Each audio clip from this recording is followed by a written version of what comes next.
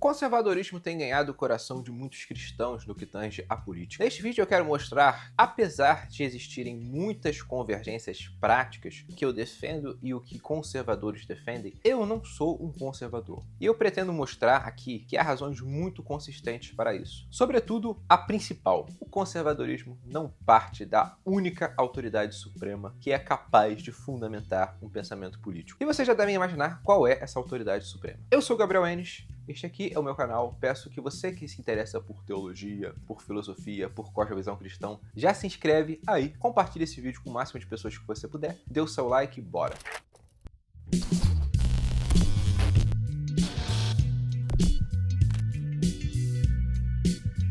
Antes de mais nada, nós precisamos explicar o que nós estamos chamando de conservadorismo aqui neste vídeo. E eu preciso dizer, caso você não me conheça, que eu já fui um conservador, politicamente falando. E eu estou muito consciente do que os conservadores usam para defender a sua posição, como eu já utilizei. Então, quando eu me refiro a conservadorismo, eu me refiro a algo que não se vende, não se afirma como uma ideologia fechada. O conservadorismo é muito mais bem colocado como uma atitude em relação à realidade. Você não vai ver um projeto conservador, um sistema conservador fechado. E a gente vai explorar o que a gente acha dessa própria natureza do conservadorismo, mas eu gostaria de trazer algumas definições de conservadorismo que vêm de filósofos, de pensadores que aderem à posição. Uma das mais comuns vem do filósofo americano Russell Kirk, que ele chama o conservadorismo de uma política da prudência. O que é a prudência? A prudência é uma virtude aristotélica. A pessoa prudente é aquela pessoa que age de maneira comedida, age de maneira harmoniosa. É uma pessoa que não se apega a um princípio arbitrário de maneira cega, mas ela vai ter um senso do real, vai saber lidar com a realidade concreta da melhor maneira possível. A política da prudência, como é inclusive nome de um dos livros de Russell Kirk, um dos mais famosos, ela implica, primeiro, uma visão não dogmática da realidade, ou seja, eu não vejo a realidade como um sistema fechado e acabou. E segundo, é uma concepção que rejeita as visões ideológicas. Esses dois pontos estão entrelaçados, porque o conservador, ele acredita que a realidade concreta é uma coisa, e quando você cria um sistema, esse sistema é outra coisa. Ele pode estar mais ou menos relacionado com a realidade, mas ele necessariamente vai ser falso. Daí que vem a ojeriza do conservadorismo às ideologias. O conservador, ele tende a olhar a ideologia como um recorte da realidade e como uma explicação da realidade que tem falhas fundamentais. E eu vou trazer uma definição de outro filósofo, que é precisamente Roger Scruton, que diz na obra O que é conservadorismo? Abre aspas. O conservadorismo surge diretamente da sensação de pertencimento a alguma ordem social contínua e preexistente e da percepção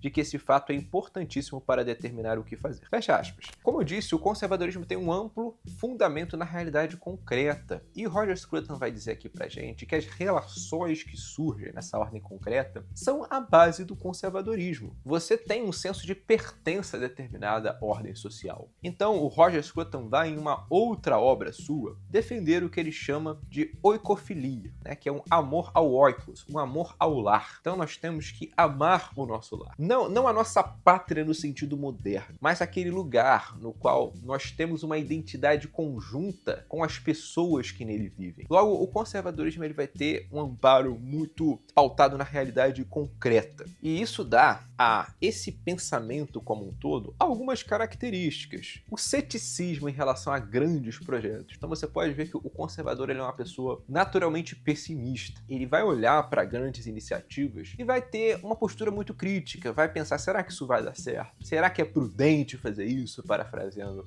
Russell Kirk. Será que isso não é uma coisa que está só no papel e que no papel é muito bonitinha e na prática é outra coisa? Segundo, o conservador ele vai valorizar a tradição. Aquela fala do Chesterton de que a tradição, a democracia dos mortos, ela conversa bem com o que é o conservadorismo. Ele acredita que os mortos têm algo a dizer para nós. Logo, quando a gente olha para o passado, a gente olha para pessoas que, tendo sido nossos ancestrais culturais, eles têm algo a dizer sobre a melhor maneira de viver. Então, o conservadorismo ele vai ter um amparo na tradição. O conservadorismo ele vai ter a concepção de que a sociedade não é uma máquina, mas ela é uma coisa orgânica. Ela é fruto de relações entre indivíduos. E essas relações entre indivíduos são complexas, de tal maneira que você não pode pegar uma posição ideológica para descrever aquilo. E o conservador, ele vai dessa maneira, entender que as mudanças na sociedade, elas não podem ser abruptas. Normalmente, conservadores vão ser muito críticos às revoluções, porque uma revolução, via de regra, é uma mudança abrupta. Então, como Roger Scruton diz, não é que o conservador não acredita na mudança, mas ele acha que para você mudar, você precisa ter cautela, você precisa ter um cálculo responsável, e quando eu digo cálculo, não é cálculo no sentido comunista, mas sim uma avaliação responsável do quanto que aquilo vai afetar o que importa para as pessoas em contato com as suas tradições. Até aqui vocês podem pensar, nada disso é absurdo. Isso que o conservadorismo sustenta tem convergência com o cristianismo. E eu hei de concordar, em parte, com essa afirmação. Há pontos muito positivos no conservadorismo, mas há pontos muito negativos também. E é isso que a gente vai adentrar no próximo bloco. Agora vem a parte mais importante desse vídeo, que é a nossa análise sobre o pensamento conservador. O pensamento conservador, sem sombra de dúvidas, ele é atrativo para o cristão. E existem razões para isso. E a primeira coisa que é extremamente problemática no conservadorismo é que os conservadores não são unânimes quanto ao que deve ser conservado. É muito fácil você falar que coisas boas devem ser conservadas. Mas como que eu sei se uma coisa é boa ou ruim? Quando a gente olha para trás, a gente olha para a tradição, há coisas muito boas que surgiram na civilização ocidental. Isso é inegável. Eu me considero um defensor da civilização ocidental. Mas existem coisas ruins também. E o que é ruim deve ser conservado? Roger Scruton e outros conservadores vão falar que não, mas baseado em quê? O critério do Roger Scruton para dizer que uma coisa é boa é diferente do critério que outros conservadores dizem, e é diferente do critério a partir do qual eu, Gabriel, digo que uma coisa é boa ou ruim. Então a gente vê a ausência de um critério absoluto para julgar o que é bom e o que é mal. Segundo Roger Scruton, abre aspas, as tradições que os conservadores defendem têm a relevância de uma história bem-sucedida, o que quer dizer que elas são o resto palpável de algo que prosperou e não o fato mais recente numa série de começos ineficazes. Finalmente, elas apontam para algo durável, algo que sobrevive e dá sentido aos atos que delas surgem. Aqui a gente vê o Roger Scruton fazendo um apelo à tradição, uma tradição com um T maiúsculo, aquilo que representa um todo que vem funcionando, que vem permitindo que a sociedade prospere. Mas até mesmo para eu dizer que uma coisa funcionou ou não, eu preciso de um critério moral, eu preciso de um critério que me leve a compreender se aquilo foi certo ou errado, se aquilo foi bom ou ruim. Isso, a tradição a que o senhor Roger Scruton apela, não é clara. Ela pode ser uma coisa para o Roger Scruton e pode ser outra coisa para outro conservador. Tanto que você vai ver diferenças nos conservadorismos no gerais. E sabe qual que é o grande problema do conservadorismo? O conservador, ele não vai olhar isso que eu estou dizendo como um problema. Ele vai achar que algumas coisas funcionam em alguns lugares e outras coisas funcionam em outros. E essa diferença do que funciona em um lugar e funciona no outro não é como eu defendo que acontece de fato. Se você olhar para uma sociedade cristã num país ocidental e uma sociedade cristã num país oriental, eu entendo que há diferenças legítimas entre as duas sociedades. Porque Deus é um Deus que ama a pluralidade, ele ama as nações são diferentes entre si. Mas agora, eu não aplico isso ao fundamento essencial das ordens sociais, que é a Escritura Sagrada. Então a Escritura Sagrada ela tem que ser a norma tanto para uma sociedade quanto para outra. O conservador, em contrapartida, ele não tem uma autoridade absoluta que é capaz de dizer o que é certo e o que é errado. Logo, ele acaba numa forma de relativismo. O que é bom? Depende do lugar onde eu nasci. Depende da tradição na qual eu estou inserido. E isso é uma coisa que sabe quem vai notar? O teólogo David Koyzis, na obra Visões e Ilusões Políticas. Olha o que ele diz, abre aspas, é óbvio que não podemos nos curvar diante de todas as tradições, como se elas incorporassem por inteiro as normas de Deus para a vida. Mesmo se criticarmos uma tradição com base em outra, ainda precisamos de um critério superior que determine como e por que isso deve ser feito. Aqui David Koyzis é muito claro. Há tradições no plural. Não interessa se eles apelam para uma tradição com T maiúsculo. Essa tradição com T maiúsculo vai ser uma coisa para um conservador num lugar e outra coisa para outro conservador em outro lugar. Mas você não tem uma autoridade suprema para dizer o que é bom e o que não é. E isso tem consequências. A inabilidade de dizer de maneira categórica o que é certo e o que é errado. Pela inexistência de uma autoridade que legitime essa resposta. A prova disso é que você vai ver. Alguns conservadores defendem a república, outros a monarquia. E república e monarquia são formas de governo diferentes. Qual que é a certa? Qual que é a melhor? Você pode dizer, Depende. Ok, mas com base em que eu digo que depende? Há conservadores que sustentam o liberalismo clássico e vão achar que o Estado não tem que intervir na economia. Vão estar muito próximos do liberalismo, como eu vejo que é uma determinada tendência em muitos conservadores modernos. Mas um conservador pode perfeitamente defender o intervencionismo de Estado, como já aconteceu, e Roger Scruton fala isso na sua obra O que é Conservadorismo. Alguns vão defender uns costumes morais. Curiosamente, você vai ver muitos conservadores defendendo costumes morais cristãos. Se você tem um conservador que é ateu, porque existem conservadores ateus, eles vão falar que tem costumes cristãos que não têm que ser preservados. Às vezes, algum ateu pode falar, não, esse costume cristão aqui é bom, mas poucos. Então, o que tem que ser preservado e o que tem que ser abandonado? O conservadorismo não é capaz de dar esta resposta. O grande erro do conservadorismo é que o critério final não é revelacional, como é num pensamento cristão como o reconstrucionismo teonomia, mas é um critério racional e histórico. O conservadorismo, prestem muita atenção nesse ponto, ele depende muito da história, e a história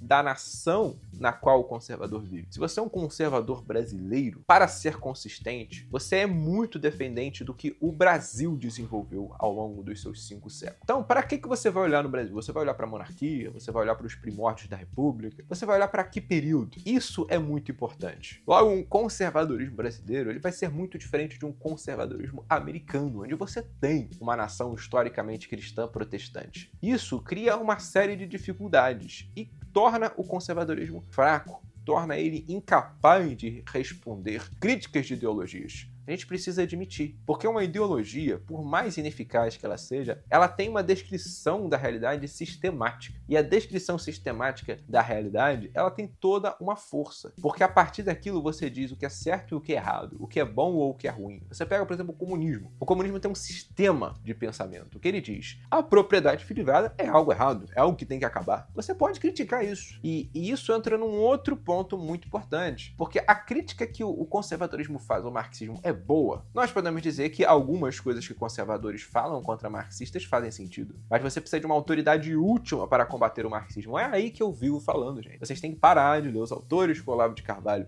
recomendou. Alguns são muito bons, eu recomendo, e tem coisas a ensinar, mas vocês têm que parar de ler esses livros e começar a ler o Gary North. O Gary North é um autor que, sendo reconstrucionista, ele fez críticas ao marxismo, críticas nevrálgicas e partindo de um pressuposto infalível. E a obra A Religião da Revolução de Marx está na minha lista, eu ajudei na tradução dessa obra e recomendo que vocês comprem. Fechando esse parênteses, o conservadorismo ele não tem essa força toda para fazer frente às ideologias, o que o afeta. Em suma, nós vemos no conservadorismo que a autoridade última é o homem autônomo. É o homem autônomo que decide o que é bom e o que é ruim. E isso desconsidera Deus, desconsidera a Escritura. Vocês podem ver, Deus não faz parte do conservadorismo como um elemento essencial. O conservador ele pode até gostar de Deus, ele pode até ser cristão e apelar para uma ordem que é cristã, mas isso não é algo absoluto, mas é algo que é simplesmente preferido por alguém que, por alguma razão, se identifica com o cristianismo. Outro problema fundamental que eu vejo no conservadorismo é que, embora ele não se afirme uma ideologia, ele depende de ideologias. Gente, esse ponto aqui é muito delicado. Os conservadores não gostam de tratar o conservadorismo como uma ideologia. E eu tendo a concordar com eles em certa medida. Como o conservador ele não tem um sistema que descreva a realidade e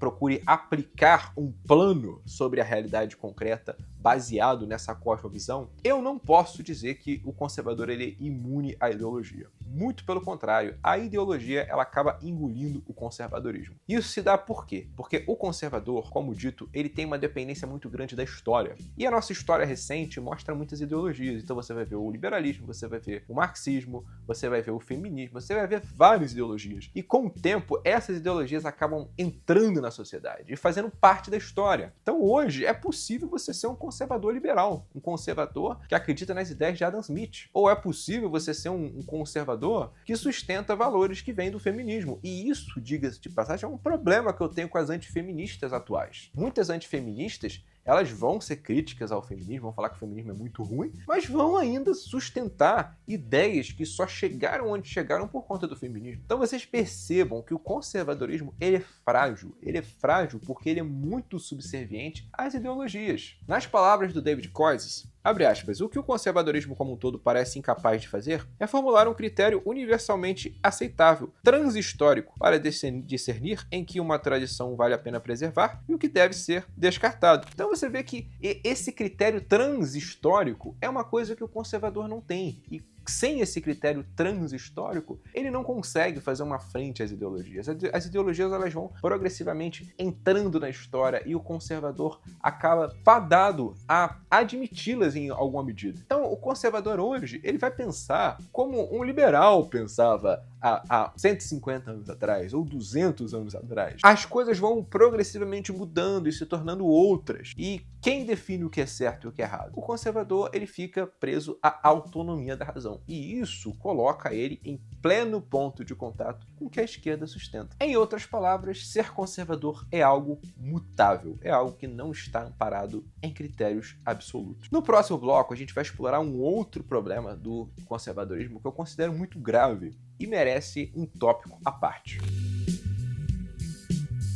Um problema fundamental no conservadorismo é a maneira como ele enxerga o Estado. E para isso eu vou reivindicar uma posição do filósofo Russell Kirk, que é uma autoridade no meio conservador, que defende 10 pontos essenciais ao pensamento conservador. David Koiz vai falar sobre esses 10 pontos e vai enumerá-los na sua obra Visões e Ilusões Políticas. Diz assim, abre aspas, Russell Kirk descreve 10 pontos principais do pensamento conservador. O conservador crê, acima de tudo, primeiro, em uma ordem moral duradoura, segundo, no costume, na convenção e na continuidade, terceiro, no princípio da prescrição, isto é, o respeito pelas coisas estabelecidas pelo uso ao longo do tempo, quarto, no princípio da prudência, isto é, da escolha bem pensada que sustenta as possíveis consequências de longo prazo, quinto, no princípio da variedade e complexidade criativas, contrapostas à uniformidade, sexto, em um reconhecimento da imperfectibilidade humana, sétimo, na relação entre propriedade privada e liberdade, oitavo, na comunidade voluntária contraposta ao coletivismo involuntário, nono, na necessidade de se imporem limites ao poder e às paixões, décimo, na necessidade de conciliar permanência e mudança na sociedade. Tudo isso parece muito bonito no papel, mas você vê que são princípios que não configuram um sistema que descreva a política de uma maneira objetiva, clara e unívoca. Então a gente já falou sobre boa parte desses pontos aqui ao longo do vídeo, mas aqui eu queria destacar o seguinte. Percebam, o conservador ele é capaz de reagir a mudanças. As mudanças acontecem e o conservador reage. A esquerda começa a promover pautas que são muito agressivas para a moral comum. Os direitistas conservadores eles se erguem em resposta, falando, não, isso é imprudente, isso não deve ser feito. Sempre foi de um jeito e a gente tem razões para pensar que desse jeito que foi feito é melhor do que o que está sendo proposto. O conservador é incapaz de conceber uma autoridade última que não seja mutável e fundamentalmente subjetiva. E sim, eu estou dizendo que existe um elemento subjetivo muito forte no conservadorismo. Embora o conservador ele não vá apelar para o indivíduo, como faz a ideologia do liberalismo, ele vai apelar para a tradição, que é composta de indivíduos e que o indivíduo avalia. Então você pode olhar que o conservadorismo, no fim das contas, ele é uma cosmovisão humanista, o que coloca um ponto de contato entre ele e a esquerda e todas as ideologias que nós tanto criticamos. Outra, os conservadores, mediante isso, são incapazes de definir o que é o Estado a partir de premissas próprias. Quem foi que discutiu sobre a natureza do Estado? Foram os liberais, foram os marxistas, os positivistas. E quando o conservador vai falar de Estado, ele vai falar dentro de regras que foram estabelecidas por ideologias. Isso é muito sério, gente. E basta a gente olhar para os 10 princípios do Russell Kirk. Quando o Russell Kirk ele evoca o 8º ponto, eu vou lembrar para vocês qual é o 8º ponto. O 8º ponto é a comunidade voluntária, contraposta ao coletivismo involuntário. Ele está fazendo alusão à ideologia liberal. A ideologia liberal, ela acredita que a sociedade e o Estado se fundamentam a partir de um contrato social voluntário. O Estado ele surge de maneira voluntária. Então o Kirk está apelando aqui para uma concepção liberal de Estado. Isso não é próprio do conservadorismo, ele está trabalhando com o elemento de uma ideologia. E o que o Kirk está fazendo não é incompatível com o conservadorismo, porque o conservador ele acredita que você pode ter diversas perspectivas sobre diversos assuntos. Então, outro conservador, diferente do Kirk, pode ter uma visão do Estado de que o Estado é, por exemplo, o monopólio da força legitimado pela sociedade, como pensava mais ou menos Max Weber. Isso também é possível do conservador sustentar. E o que é verdade e o que não é? Qual é a verdadeira natureza do Estado? O conservador não é capaz de responder. Mediante tudo isso que eu estou falando, você deve pensar o seguinte: poxa, Gabriel, mas você está dizendo aí que o conservadorismo é uma coisa bem ruim. Mas por que tem tanta convergência, então, entre o que conservadores defendem e o que você defende? E isso é uma coisa que eu vou deixar para responder em outro vídeo. Então, você se inscreva no canal, curta esse vídeo, compartilhe com o máximo de pessoas que você puder. E eu deixo a sugestão. Se você quer aprender política de uma perspectiva genuinamente cristã, você se inscreve na comunidade Filhos de Sacar, uma plataforma por assinatura onde você aprende a filosofia de Van Til, aprende o reconstrucionismo, que diferente do conservadorismo é uma visão que ela está fundamentada numa autoridade suprema, que é a Escritura Sagrada, e aprende a escatologia pós-milenista. Vai ter um prazer tê-lo conosco. Essa plataforma lá conta com encontros mensais com a minha pessoa em que você pode tirar dúvidas, e eu tenho certeza que você vai ser muito edificado. Então é isso, minha gente. Um forte abraço a todos e até a próxima.